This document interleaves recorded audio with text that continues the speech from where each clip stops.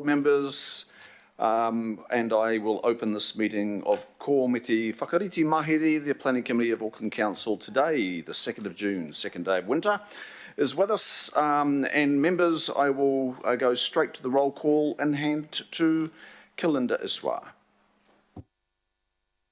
Thank you, Chair. Kia ora, members. Councillor Bartley. Morena. Councillor Casey. Morena, Kalinda. Deputy Mayor. Koreo. Councillor Coombe. Kia ora, talofa. Councillor Cooper. Morning. Councillor Dalton. Morena. Councillor Fletcher. Mayor Phil. Kia ora. Member Henare. Kia ora. Councillor Henderson. Kia ora. Councillor Hills. Kia ora koutou katoa. Councillor Mulholland. Good morning, everyone. Councillor Newman. Good morning, Kalinda. Councillor Sayers. Good morning, thank you. Councillor Simpson. Good morning, everyone. I'm here. Councillor Stewart. Councillor Walker. I'm here too. Councillor Watson. Hi, Kalinda. Member Wilson.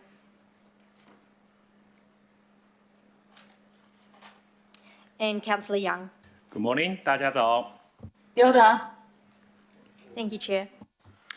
Thank you, Kalinda. Thank you, members. I'll now go to item 1, which is the apologies. I have received an apology from Councillor Collins for lateness on council business, Councillor Filipaina for absence, and Councillor Dalton for early departure.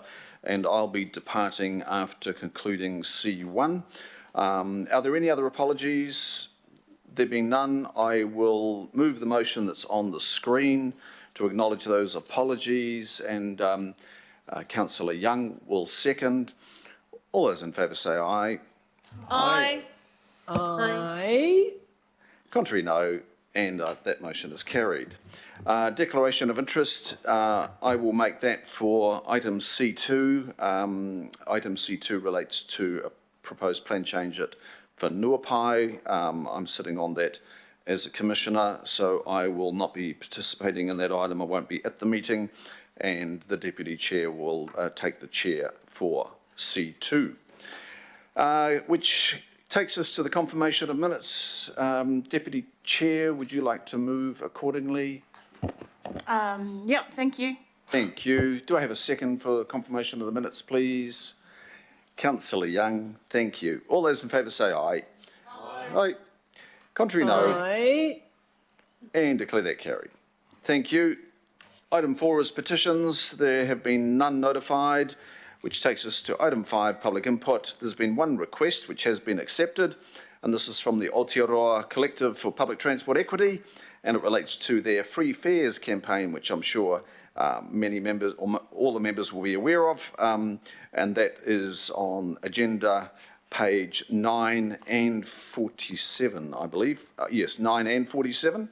And I'd like to welcome now to the meeting for their presentation the members of the Aotearoa Collective for Public Transport Equity, and they are Kathy Byriley, Francesca Frandy, Michaela Fata, Yasmin Kidd, and Michaela Muhandan. And we have them with us all, I think. I can see Michaela for sure, and Francesca, and others. So I'm not sure who I'm handing to, but I will allow the group to identify who their lead might be. We've got your presentation. It's on Nexus, members, and it's also on our screens, and I'll hand to the group right now. Kia ora and welcome. Kia ora. Mauri ora ki te rangi, mauri ora ki te whenua, mauri ora ki ngā tangata katoa, ngā mihi ki ngā iwi katoa o Tamaki Makaurau, ngā mihi ki ngā kai ko nihira o Tamaki Makaurau, tēnā koutou, tēnā koutou, tēnā tātou katoa. Ko wai mātou, As you've mentioned, we are the Auckland organisers of the Aotearoa Collective for Public Transport Equity, who are the ones behind the Free Fares campaign. Our coalition is made up of 70 plus organisations, including a number of student unions, trade unions, faith communities, social services and climate action groups. Our main focus is that we are calling on central government to implement free public transport nationwide for our key groups, tertiary students, community services card holders, under 25s, and what's not there is also total mobility card holders and their support people. So my name is Kathy B. Riley. I'm the Sustainability Field Worker for the Auckland Anglican Diocese, and our diocese is a member of this coalition. We are asking Auckland Council specifically to pass a formal resolution of support for our campaign and to vote in favour of the LGNZ remit that Porirua City Council will be putting forward later this year, calling on central government to fund free public transport for the targeted groups that we've mentioned. Other councils, such as Bay of Plenty and Canterbury, are trialling their own targeted subsidies, and we do hope that Auckland Council would consider exploring something similar, although that's not the main purpose of our campaign. We see that this fits with the climate change declaration that you guys made, which states that the council will continue to provide strong local government leadership in the face of climate change, including working with local central government partners to ensure a collaborative response. I'll pass on to Yasmin. Kia ora, I'm Yasmin Kidd. I'm a member of Generation Zero and a student at University of Auckland studying a Bachelor of Urban Planning. So we see free fares as important in creating the mode shift required to reduce our carbon emission, while also addressing equity and transport poverty. Mode shift away from vehicle use is better for the climate and for our city. Transport makes up 40% of Auckland's emissions. Free fares can create public transport users for life. Studies of free fare schemes internationally show good uptake of public transport among young people. Positive experiences at a young age create lasting patterns of transport behaviour. According to the RNZ article published on May 11th, all over New Zealand, we are seeing an increase in public transport use with a temporary half-price fares, especially in Auckland, where we see a 50% increase in public transport use despite the ongoing disruptions from the pandemic.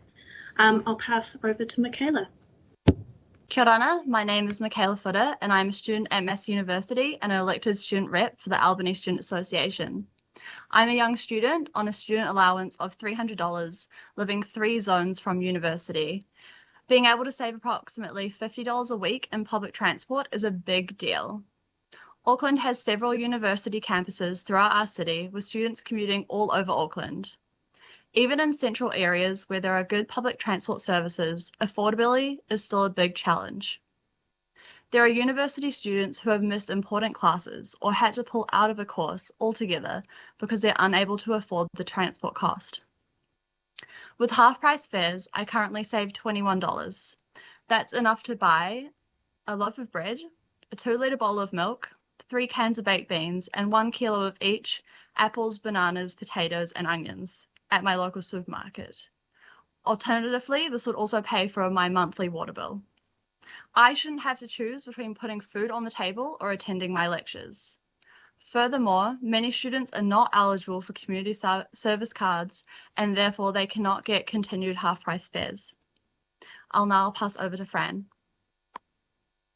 Talafalava whānau. My name is Francesca Brandy. I'm an MIT staff member and alumni of MIT and 2021 MIT Student Council, with MIT joining the Free Fares Campaign Coalition as of last year. As a single parent living in Otara, raising 2 kids, general free fares for all young people would mean not worrying about bus fares, as this is our main form of transport. I like taking my kids on trips, but rarely do this because of the almost $50 on fares we spend on an already tight budget. Through my travels on public transport, I'm seeing more and more children and parents rely mainly on public transport. We know that public transport affordability must go hand in hand with good quality, good frequency of services in order to achieve the mode shift and equity that we wish to see. We are encouraged by the public transport investments in Budget 2022, electrification of public transport, investing in our drivers. These are our These are all important things. However, we are disappointed that it does not go far enough to really address affordability, especially for children, where in some cases they could end up paying more than their parents for fares. After years of underinvestment into our public transport and the urgency of the climate crisis, the approach has to be an investment into all areas. I'll pass it over to Kathy. So the temporary half price that we see right now demonstrates that a more affordable public transport is possible, and it does make a big difference. Based on the government's estimate of the 3 months free fares, half price fares, it was about 24 to 40 million. If we extrapolate this per year, it might cost 192 to 320 million per year for everyone to have free fares. So if we had a targeted approach, it would cost about a fraction of this. If Auckland Council were to decide to do a pilot of free fares for children and tertiary students, it might cost around $41 million a year based on 2019 figures before the pandemic. If it was just targeting children, it might be $20 million a year. If central government were to fund free fares, it would be a fraction of the 3.5 billion revenue of Waka Kotahi. I'll pass it back to Michaela to conclude. So in summary, as a collective, we've presented a petition with 13,000 signatures to Minister Michael Wood. There are 9 local councils who have joined our coalition already. Our hope is that Auckland Council will do the same and vote yes for the Free Fares Local Government New Zealand remit. Kia ora. Kia ora. Well done, and thank you so much. We've got a few questions, I'm sure, coming in to kick things off. Can I ask just what consideration has been given to those in trades training? You're identifying tertiary students, but of course there's a lot of young New Zealanders that aren't fully employed. They might be part-time employed or not employed that are undergoing trades training. Does your proposal capture that cohort as well, in addition to tertiary students?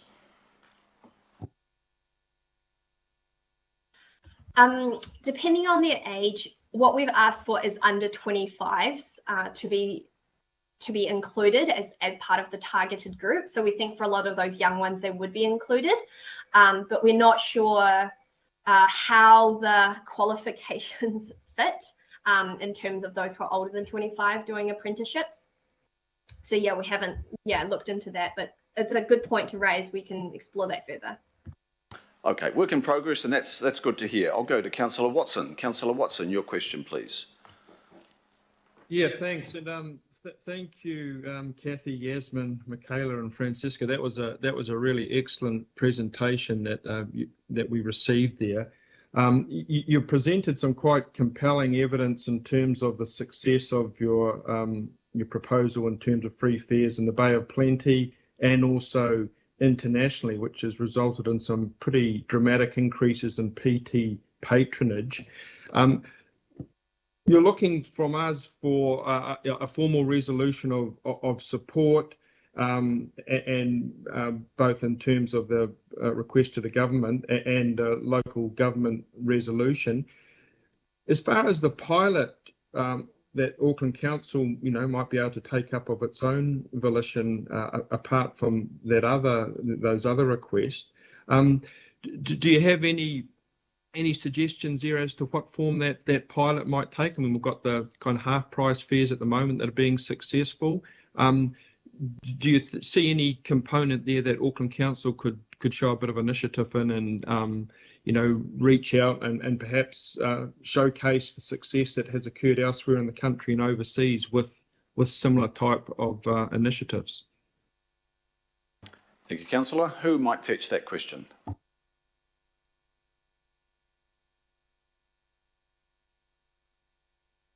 Whose game? Did it come through okay? Well, I guess I just you mentioned the free fares for children in the Bay of Plenty, which increased PT by 40%. Ideally, the council will support this application and the government conceivably take it up, but often that's a slow process. But would that Bay of Plenty model, for instance, be one that would meet your kind of expectations as far as that pilot goes? So obviously, as a nationwide campaign, this isn't something that we have been targeting, but I feel, for example, in Canterbury, as I mentioned, the council took up the opportunity while they were, looking at a raft of different new policies to implement, to include what I think they've gone for the one which is like $2 flat fares for everyone, $1 for our targeted group. I mean, obviously, we would love to see the council fully implement our ask, which is the targeted fares for the 4 groups that we mentioned, or any adaptation of that. Obviously, the community services card is being targeted in some ways by the central government continuation of the free fares. So perhaps children is the area to target. But for us, we would love to see whatever capacity Auckland Council has to really address targeted subsidies for the groups that we've listed, we think is a worthwhile exploration. Environment Canterbury, they looked at a raft of different options and put it out to the public for consultation. That could be a good approach potentially as well. But we think, Auckland Council is such a leader in terms of other councils are looking to what Auckland does. And I think this is a great opportunity for an investigation into what's possible. So thank you, Kathy, and happy to move the recommendation, Mr. Chair. Thank you. And now we'll go to Member Henare, please. Kia ora, me te tei kia koe te aku rangatira tēnā koutou. Tēnā koe te o koutou kōrero I tēnei ata, no reira ngā mihi. To the sister from Aotearoa, it's always a pleasure to see somebody from my old hood coming before the council. I just really got one question, and that is that do you think that it's difficult to just have free fares for different groups? I mean, shouldn't we be saying free fares for everybody? It makes it a hell of a lot simpler. It makes it a hell of a lot easier to define, what the cost is going to be. And it also means that people who aren't on your list don't feel left out of the equation. Kia ora. Who would like to take that one? Definitely. Francesca? Sorry. Yes, that is definitely our goal, is to have everyone underneath the umbrella of getting free fares. But for now, just taking it little bit by little bit and just recognising these major groups, and then hopefully we bring everyone else underneath. I mean, I'd love to see everyone here in Aotearoa on the bus. Fantastic. Thank you. Deputy Mayor Cashmore. Sorry, just going back to you, Member Henare. Did I cut you short then, Member Henare? Did you have a supplementary? No. I was just saying thank you to the team. Kia ora. Deputy Mayor. Thanks, Mr. Chair. Well done. Good presentation. My question to you, and I also asked this when I got the phone call, was the percentage of, excuse me, the percentage of people who fall into your category as compared to the total. I note on the slide 4, you've got the numbers for children, secondary schools and tertiary. What does that represent as a percentage of total PT users? Who would be armed to answer that one?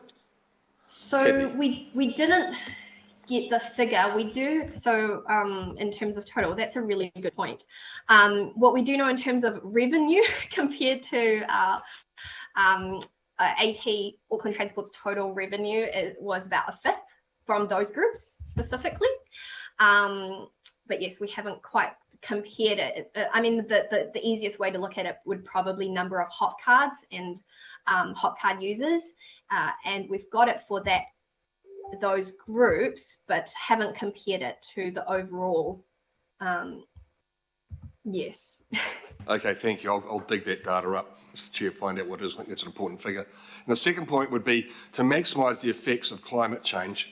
I'd be interested in seeing the data on free fares for all, or a 75% subsidy for all, and everyone paying 25%. But there's got to be, I get what you're trying to achieve, no matter what is the actual package is the end result that gives the best bang for our environment, for reducing congestion and for better, more affordability for PT transport. So yeah, thank you for your work and thank you for your advocacy. It's much appreciated. Thank you, Deputy Mayor. I now have a question from Councillor Hills. Kia ora, and thank you all for this work, and a number of us have been trying to fight this fight sort of unsuccessfully for a while, and I guess the issue for us is funding in the way that we are able to access funds and the need to use fares to improve the system at the same time. I guess two questions. One, have you had any response from government so far? And two, I guess, how do you, if we don't get support from government with funding, how do you see us weighing up providing services to those who don't have it, or giving free fares? Because that's unfortunately the pickle we're in if government doesn't help us with this sort of fantastic campaign. And congratulations on the campaign. Who might take that question from Councillor Hills? Kathy, looks like you're burning to go at it. Yeah, sorry, just been crunching the figures this week. So, I guess we see the dilemma, and just to give some context, our campaign arose out of conversations initially started with Wellington Regional Council. I mean, I wasn't involved, I'm based in Auckland, and we all are, and the realisation that the way the funding works is really difficult for local governments to fundraise for such initiatives as this, and so that's why we made the choice to target nationwide and central government in particular. Conversations have been really positive, so we have spoken with politicians from across the political spectrum, and some even from national are supportive of something along this line, although not our exact ask, or they can't commit. And our conversations, so we've met with obviously Minister Michael Wood and also Minister Grant Robertson, and they were both really positive and supportive, but again tight-lipped.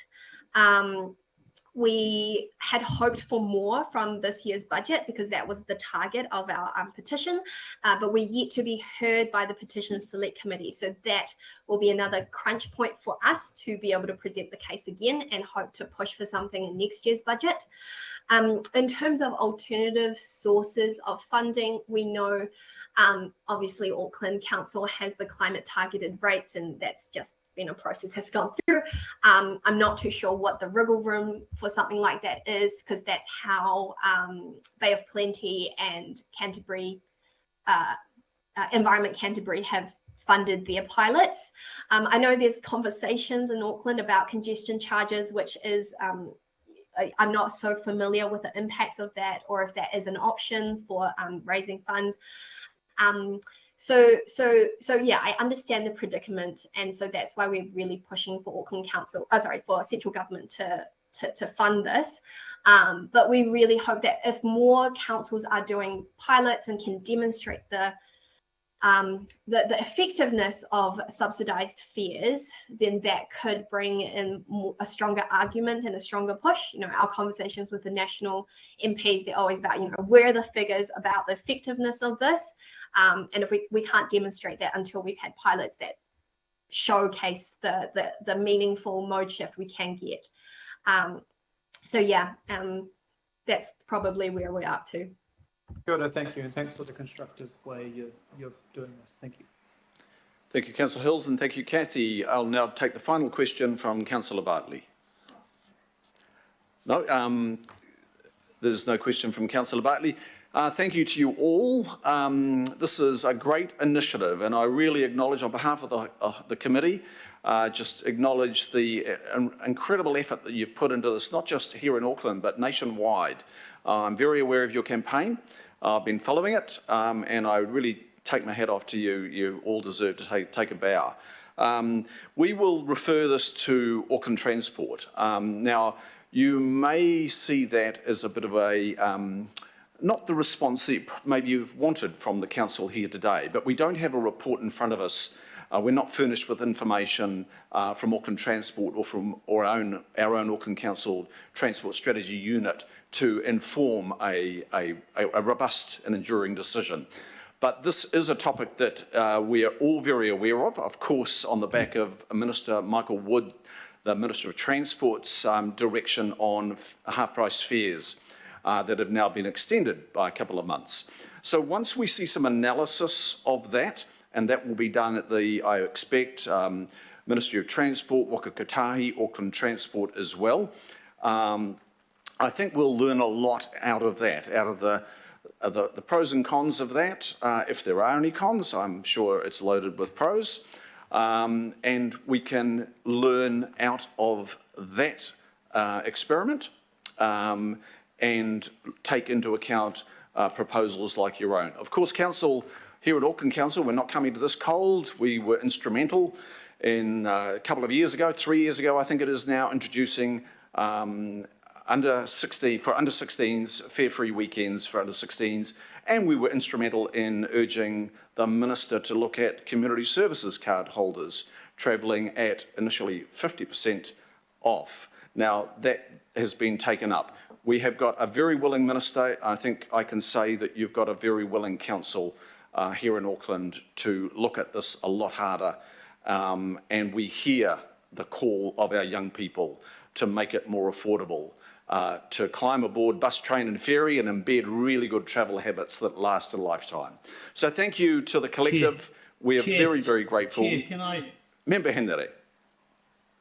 Sorry, Chair, can I, after all of those platitudes from you about the wonderfulness of the scheme, maybe we should run around the table and say and see who supports free fares, instead of shunting it off to the to Auckland Transport, because I think that's a bit of a cop-out, to be honest. I'd certainly like us for us to say thank you for your presentation, and yes, we support you. The Planning Committee supports free fares. How about that?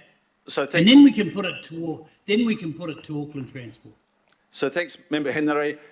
As the chair of this committee, I don't have the information. None of us have the information in front of us to make that call. And that is what I'm highlighting to the collective here today. This is by no means a shut the gate on your proposal. I think there's a real willingness around the table. But Member Henry, you don't have any information, and I don't have any information. None of the I committee have members plenty of do. information, Mr. Chair. Okay, just a minute, please, Member Henry. Thank you. So the motion is before us, moved by myself and seconded by Councillor Watson. Just to follow on from Member Henry there, there's three specific requests that were made in the presentation today. So can I just make it, just before you carry on, Councillor Watson, the motion is before us, so it's now a speaking turn, and I'll take this as a speaking turn.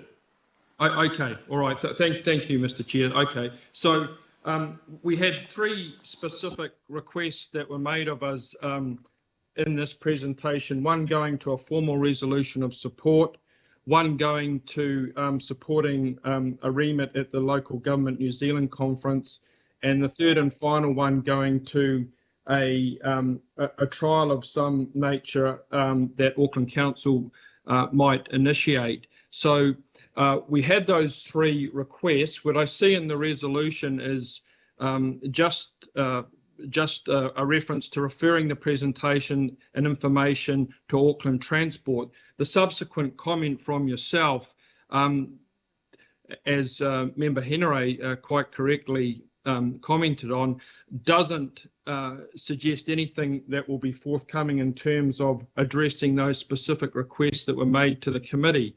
So for my part, I'm happy for the presentation information to go to Auckland Transport, but I am assuming, and indeed the presentation request, that there therefore, as a consequence of that, be some response back to the Planning Committee so that it can act, if it chooses to do so, the three specific requests that go to the formal resolution, which I am more than happy to support.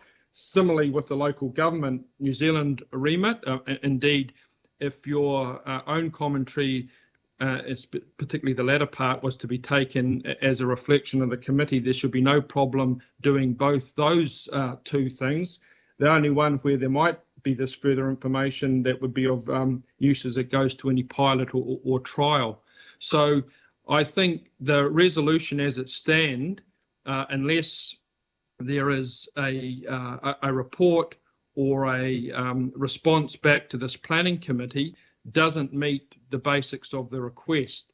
As Member Henry said, you know, a series of platitudes is not what we're looking for. This was an excellent presentation. It made a number of specific requests, two of whom I see no impediment to acting upon, and the third, which may well benefit from that information being analysed in a little more detail by Auckland Transport.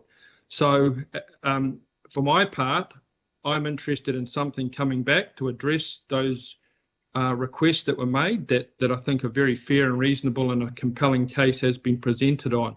And that is what I will assume will be the outcome of that, in addition to the information that Auckland Transport might put together with respect of any trial that goes to the last request. I think that's only reasonable. Okay, thank you. So there's probably some assumptions I'm making here. At the conclusion of the 50% off program on public transport fares that are being led by government, paid for by government, there will be some information coming in on that, and Auckland Transport will be contributing to that. We already have the position that we took to Local Government New Zealand. Councillor Papacoom, please correct me if I'm inaccurate here, but that is on our books, and it's also with Auckland Transport. They're very aware of it. But what I can do, members, is in addition to the B, we could identify a request for a report back, so requesting feedback on the proposal, and that feedback would be informed by this period of half-price fares that are running throughout the country at the moment. So we've got to do some analysis on that. But members, can I just remind you that our very own standing orders do not allow us to make a decision unless we have an agenda report of substance, if we're making a decision of substance. So these motions before us are fine. We're referring them to Auckland Transport for further for their consideration and feedback on the proposal. Councillor Walker, your call. Sure. I just want to speak further to the comments that Councillor Watson made just a moment ago. The assumption that I'm making is that if we're looking to have a remit at Local Government New Zealand, that would be a decision or an agreed position that would need to come from Council, and I would assume this committee. So while we're referring things to Auckland Transport, is it implicit that there is going to be a report back to this committee that might consider relevant things to further it? The motion as it stands. Now, I'm making that as a. Okay, you've asked that as a question. I'm making that as a comment. So I'm making the assumption that this committee will be taking this up. If there's a need to make an amendment to that effect, I'm quite happy to do that. And that might be C, that a report be brought back to this committee that considers the recommendations made by the presenters, including a remit to Local Government New Zealand. Thank you. Thank you, Councillor. If you read the resolution or the motion under B, that's what it actually says. And members, you'll recall that it was the Planning Committee that considered the discounted fares for under 16s. It was this committee. We considered that, and we will continue to have responsibility in that area. So there's been no further speakers. I'll put that to the vote. Mr. Chair, when you first spoke, you said that you were willing to add a C that made explicit the expectation that there would be a report back to this committee from Auckland Transport. As it stands, all we've got is feedback. that's not really a report. So you, when you spoke in your turn, you said that you would be willing to add a C to that effect. So Okay, I'd thank appreciate you. if you did that. Thank you. And the motions are before us. All those in favour say aye. So Aye. hold on. To the contrary, Aye. declare that carried. You just said you were going to add a C. You've ignored that and proceeded Councillor to the vote. Watson, order please. Are you going to do a C or not? We have, Councillor Watson, if you read the B, that's what it means. A report will be coming back. Now, So feedback is a we report, could have is it? a very pedantic wordsmithing of commas and underlines, but can you maybe trust We had a the lot of direction of the platitudes from committee? you. That's what we had. Point of Not order, the Mr. pedantic. Chair. Point of order, You've made Councillor rolling. Desley Simpson. Sorry, Councillor That wasn't Cooper. me, Chris. Chris, that Sorry, wasn't me, Councillor that was Cooper. Linda. It's been put, Mr. Chair. It has been I put a motion, Mr. It Chair. has been voted on, and the Mr. motion. Chair, when you were asking me something, you called my name. Can we just have order? I know this is a hybrid meeting. We've had a great presentation from the Aotearoa collective. Let's be grateful to them and convey to them our positive interest in taking this forward. Thank you to the collective. We've concluded the item. We'll now go to the next item. And do we also convey Order, to them please. that the word Order, feedback please. also means report in terms of your comments, Mr. Chair? I think that's an important point to clarify before our presenters go. Councillor Watson, I know Yes. what Yes or you're no? doing, Councillor Watson. It is actually not contributing in a constructive way in the remotest to the Just productivity of answer this yes meeting. or no. It's a simple question. We'll now go to local board input, and there is none. Extraordinary business, there is none, which takes us to item 8, which is on your agendas at page 13.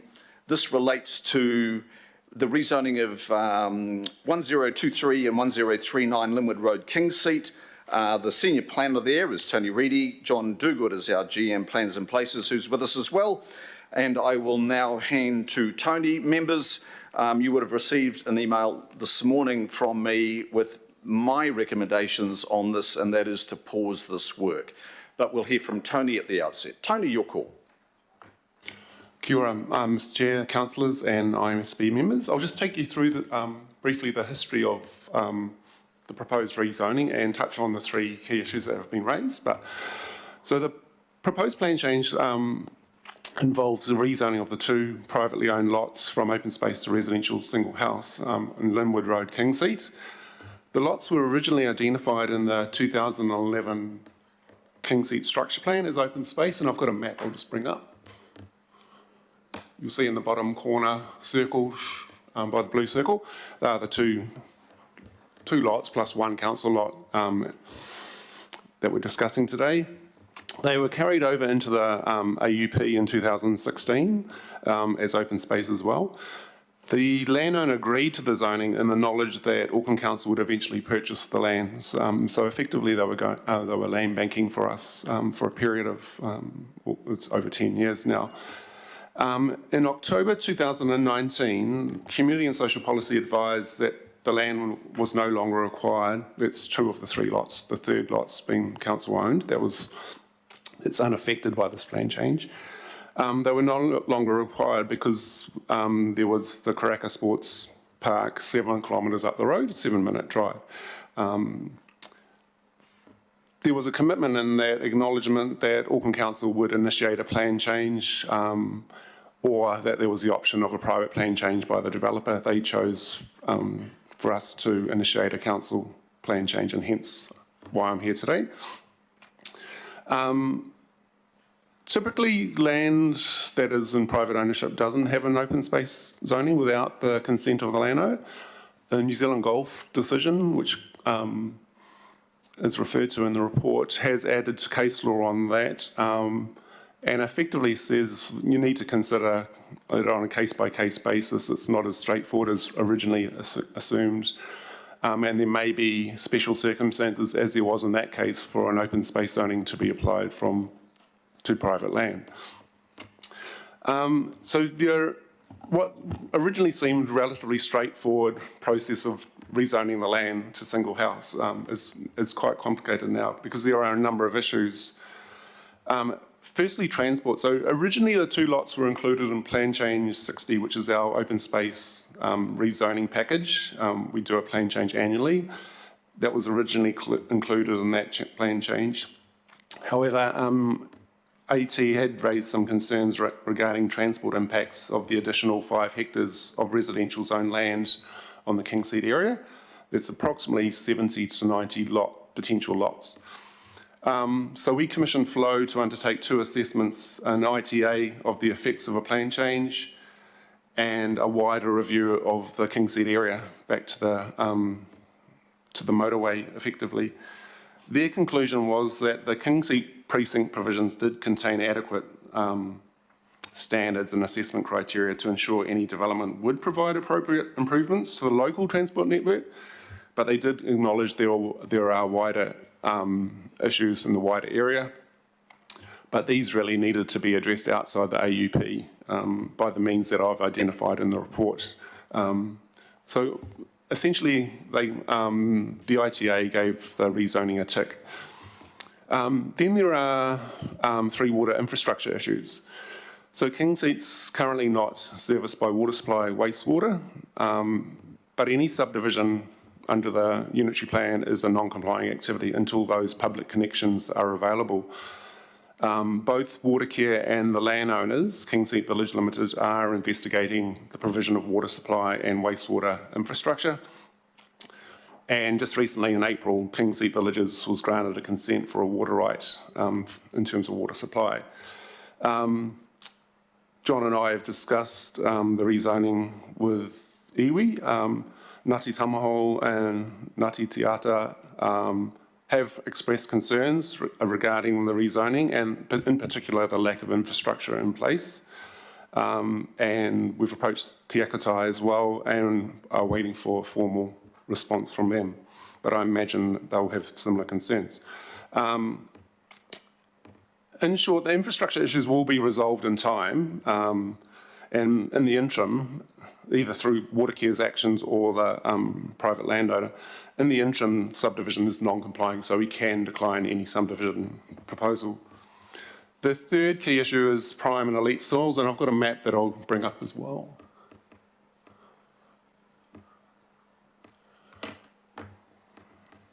So Kingseat contains both prime and elite soils.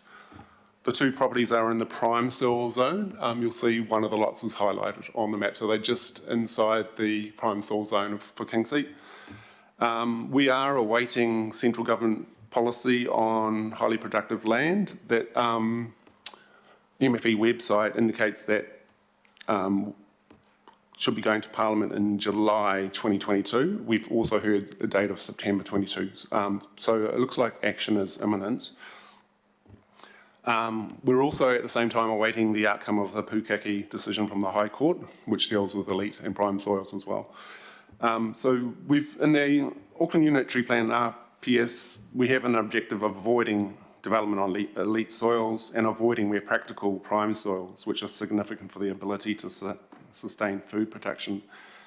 So the decision to provide for urban development essentially, in my view, was made at the time of 2011 when that structure plan process was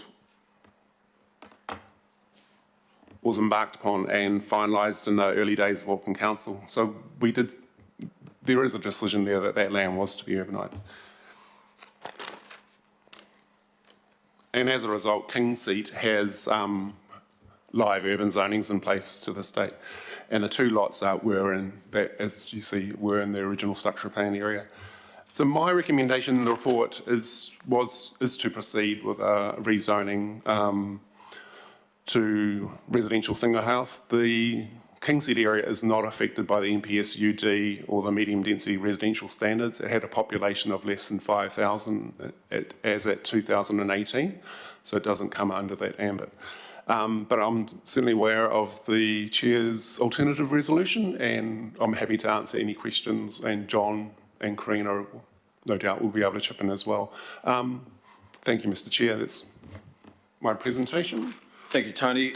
The Chair's recommendations, members, are moved by myself and seconded by the Deputy Mayor, and they are to pause any further work subject to getting direction on the National Policy Statement on Highly Productive Land.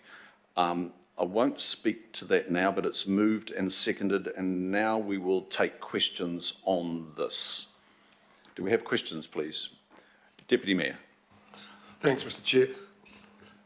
Isn't it that things that are so simple end up being quite complex that that's a real challenge we have. Putting the elite and prime soils to one side, the expectations of the owners, I presume, because they were signalled in the goodwill to land bank this properties for 10 or 11 years or whatever it has been, and they will be expecting to get a reasonable, fair and equitable return from doing so. And if we look at shutting them down, returning this land back to rural, are we going to be open for any litigation? I imagine if we embarked on a plan change zoning it to rural, they would submit on the plan change, and then it would proceed through the plan change process, potentially to the Environment Court if they had an unfavourable decision. But yeah, it would be through the plan change process that they could raise those issues. Thanks, Mr. Chair. Thank you. Members, just for your information, the Deputy Chair and myself were charged by this committee to write to the Minister for the Environment, the Honourable David Parker, about the delay in the finalisation of the National Policy Statement on Highly Productive Land. It's well over a year late, I think, Tony. It was anticipated over a year ago. The Deputy Chair and I wrote a letter to the Minister on 18th of March.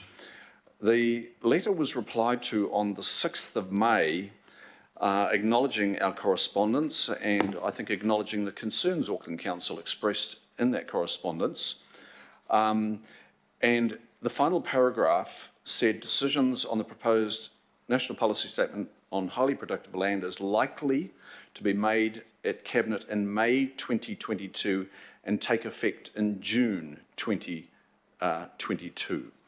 Now, we haven't been able to get an update. Tony, have you managed to contact the Ministry for the Environment? Is there an update on the timing that the Minister has outlined in the correspondence of just 3.5 weeks ago? Their website says July 2022. So it looks like it's slipped a month or so, but I can follow that up through direct conversations with the relevant officers. Okay, thank you, Tony. Councillor Henderson, your question, please. Yeah, thanks, Chair. I'm a little bit confused by both the report and the presentation, and I hope it's not just me. Could I ask staff to bring up the slide around the classification of soils and maybe talk about it in more detail so we know what we're dealing with? Because I find that map quite confusing. Yep, that's the one. Yeah, no back. Yep, so if you can explain that one in greater detail, that'd be great. The map is of the wider Kingseed area. You'll see one of the lots is highlighted on the map and the other one is adjacent to that. There are two categories of soils in the area, elite soils, and that's the darker green shading, and the prime soils, the lighter green, which essentially covers the Kingseed village area. Those two categories relate to the land use capability classes of 1 under elite and 2 and 3 under prime soils. So I think I'm getting there. So can I just confirm we're talking, in this particular site we're dealing with, this is a prime soils site? That's correct, yeah. Cool, thank you. Thanks, Chair. And I reserve my right to speak. Thanks, Councillor Henderson. And just for those that aren't that conversant, the highly productive land is either in categories 1, 2 or 3. So the National Policy Statement is likely to address those categories 1, 2 and 3, and in this case we're dealing with 2 and 3. Member Karen Wilson, please.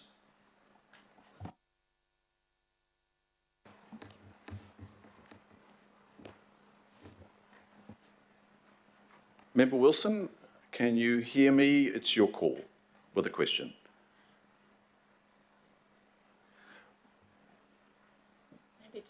We'll go to Councillor Cooper and I'll come back to Member Wilson when she is connected. Oh, I think Can you hear me now? we've got you now, Member Wilson. Yes, please proceed.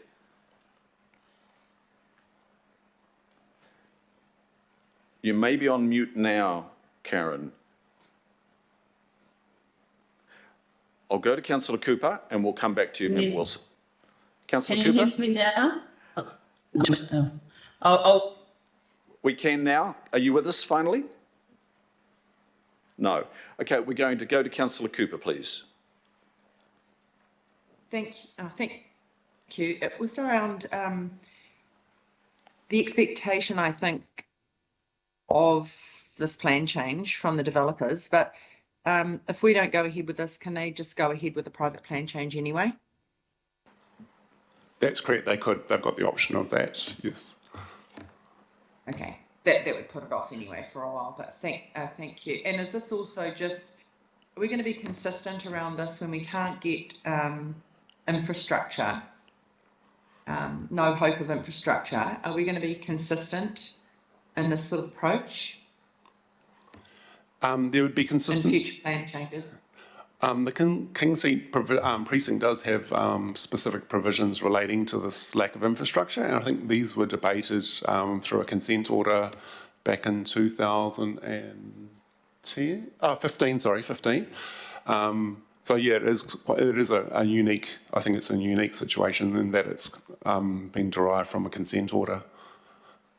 Okay, thank you. Appreciate that. Thank you, Councillor Cooper. Member Wilson, your call again, if you can hear us.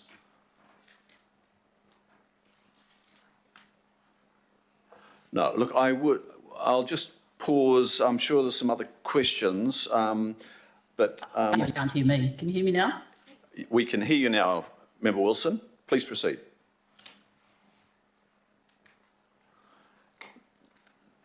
No, please feel free to phone in if you like, Member Wilson, or pose your question directly via email to Kalinda Iswar, and I'll make sure it's relayed.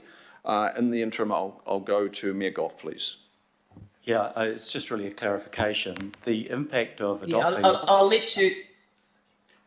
Sorry, if Karen's here, we'll take advantage of her being available now. One last try, Karen. We'll take your call. Okay, thank you. Just to clarify the impact of the Chair's recommendations, which would be basically to defer this decision until we see what's in the National Policy Statement on elite soils. How's this? We'll take your call after Mayor Goff, Member Wilson. Okay, hybrid meetings are always going to be difficult. The impact of the Chair's recommendations would be to just hold off making a decision on this till we see what the relevance of the National Policy Statement on prime and elite soils may be and whether it would be relevant to a decision in this case. Is that essentially what we're agreeing to do? And judging from the information you've got, Tony, this is only a matter of deferring it, we think, for a month or two. That's correct, and there are wider infrastructure issues to address anyway, so the deferment really doesn't prevent them, landowners, from proceeding. Yeah, so, you know, we can talk about whether there'll be a private plan change or whatever, but if it's only a short-term deferral, presumably it won't have implications other than to allow us to make a more informed decision on the basis of knowing what's in the NPS. That's correct, Mayor Goff. Okay, thank you. Thank you. Thank you, Mayor. I'll now try Karen again. Karen, can you hear me? And if you can, please pose your question. Can you hear me? We can, Karen. Please proceed. Crikey, I better hurry. In support of this, can you hear me still? Yes. In support of this amendment, I take cognizance of the MIS in that the mana whenua involved have not yet been canvassed specifically around the potential change. When they were involved in the beginning, they clearly had a view that it was to be open space, and they haven't had the opportunity. Also, in terms of the advantages, disadvantages that are expressed from a Māori perspective in terms of additional housing, I'm not sure how that configures and how it's beneficial to the Māori local community of the single dwelling. From that perspective, we would tautoko the need to at least pause until those that commentary can be incorporated within the report. Kia ora. Kia ora. Tony, an important point there. Plans and Places GM John Duguid, I think, would make a comment to that. Kia ora, Chair. Kia ora, Karen. The Chair's amendment would certainly give us more time to work with mana whenua and explore these issues a bit further. As the report states, Ngāti Tamaoho, Ngāti Te have made it quite clear their concerns about the lack of infrastructure issues being resolved. That was their primary issue. I guess with more time we could explore further with the two iwi and other mana whenua groups, in particular Te Ake Tai, what other issues may be of concern. So it certainly gives us a bit more time, so there's that benefit as well. Yeah.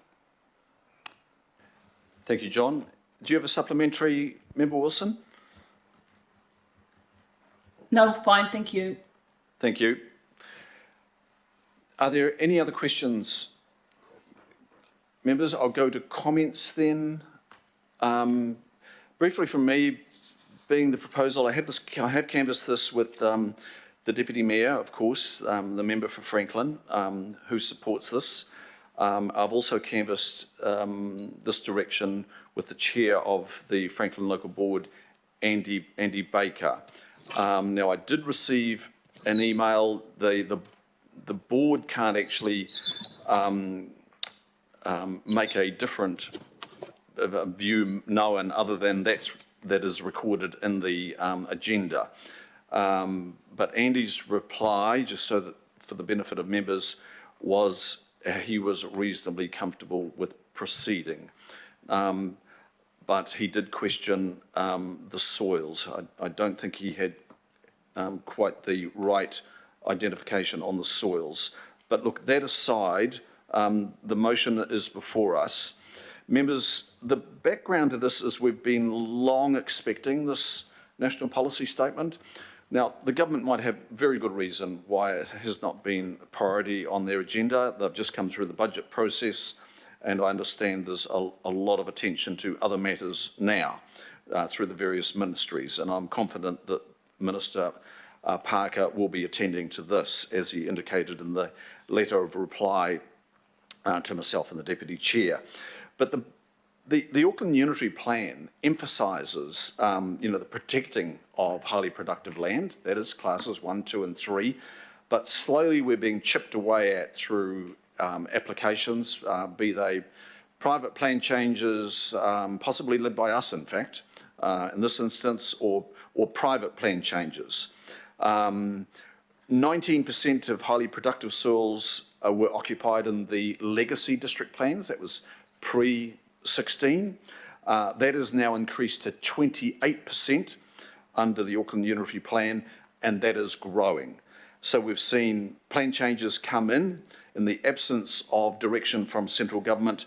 PC 45 Clevedon, PC 55 Paramahoe South, PC 73 Ohara Farm, and national direction we desperately need because we are just losing that food basket land, hectare by hectare. And this is no small number that is being potentially lost here without us understanding it in a much deeper way than is currently available to us. So there is the question of the national policy statement, and there is also the question of mana whenua engagement, as highlighted by Member Wilson. There's also the question of particularly wastewater that the Deputy Mayor has highlighted and might refer to soon. But this uncoordinated urban expansion and fragmentation of highly productive land. If we allow this to proceed, we are going to regret it. This is the land that feeds not just Auckland, it feeds the nation. Some of the most productive soils in New Zealand, not just in Auckland, but in New Zealand, feeding the balance of this country, and a significant export crop as well, is just being chipped away at. So let's wait for the central government direction on this, and the Honourable David Parker, I'm sure, has got something coming for us, and maybe this actually is just a small impetus to get that national policy statement out and have it come into effect. So that is the background, members. I'll now go to the Deputy Mayor, please. Thanks, Mr. Chair. I'll be supporting the recommendations because we need a little bit more time here. Yes, 10 or 11 years has passed, but this has come to a pointy end. A couple of things for councillors' understanding. Yes, Mr. Chair, you are correct about the elite soils. Speaking to the Chief Executive of Horticulture New Zealand on Monday evening, and she informs me that they have been told explicitly by the Minister that August, September will be when the ledge lands. But it has been complicated by the fact is it's not as simple as just protecting class 1, 2, 3 soils. It's, rural production, some of the most important rural production comes off under glasshouses.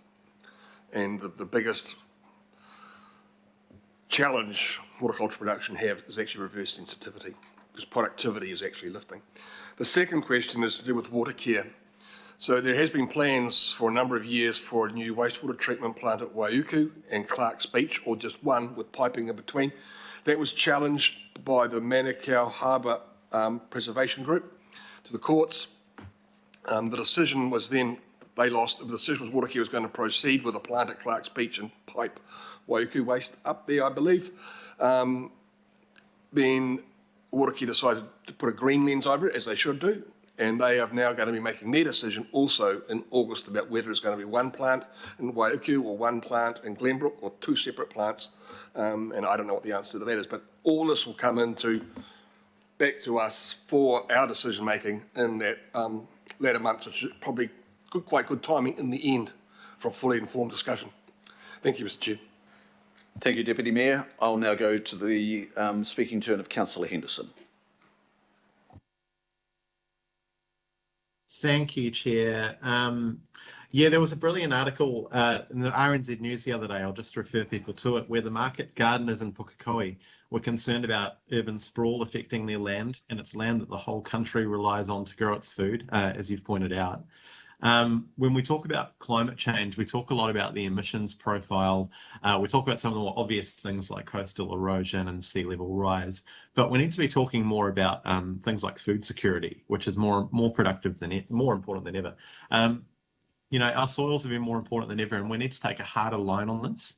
Along with yourself, Chair, in previous votes, we've actually used votes in this committee to express our concerns around building on these precious soils, and I'm glad we're doing so today, to be honest. But I just want to briefly put this in the broader context. We've been dealing a lot with residential intensification through the NPS on this committee a lot recently. We need to be clear with Aucklanders that when we choose not to build up in important places where we need to be building up, we're really choosing to build outwards.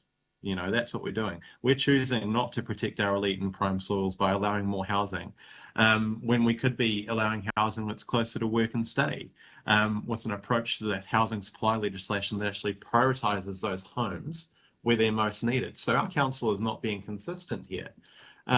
Housing simply has to go somewhere, and it's obvious to us it's going in suburbs in great number with the worst infrastructure. We've seen that.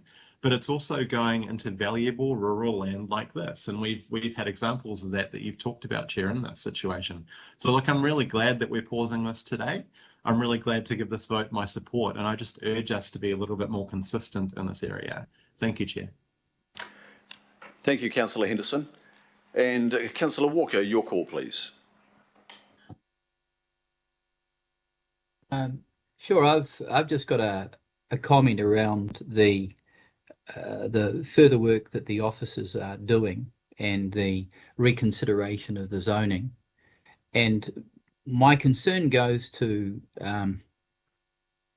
this issue of highly productive land, and without wanting to repeat myself too much, it isn't just the soils, it's the frost-free nature of the climate, its access to water, its closeness to markets, its closeness to sources of labour, because that's an increasing constraint on horticulture in many parts of New Zealand.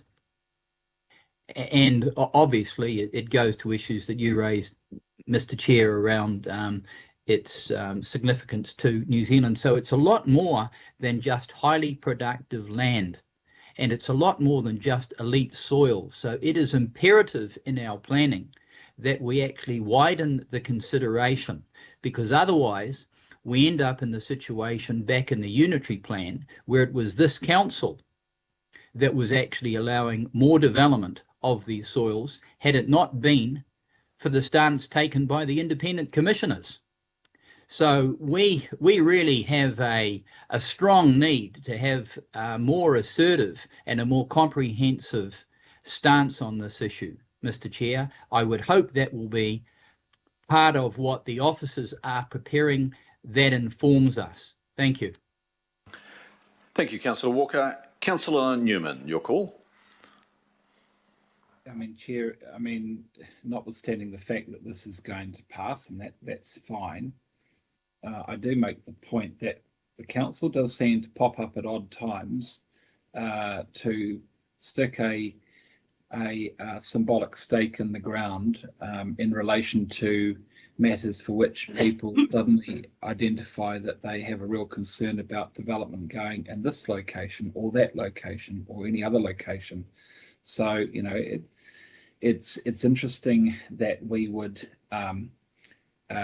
try and pause this pending a forthcoming central government release on the NPS for highly productive land. Parliament hasn't required that we hit the pause pending the release of that document. We have wanted, well, we are going to want to hit the pause for central government, but actually it doesn't mean to say that this won't necessarily happen anyway, because of course there is another remedy for the property owners. Chair, I think I would like a degree of consistency here. If this council is going to start to hit the pause on growth in one location, it seems to me it needs to hit the pause on growth everywhere, pending the perfect regulatory and policy framework of central government, and we'll never get that. If we don't get that from central government, I think that this will be seen largely as a gesture which is symbolic, but in reality it can happen anyway.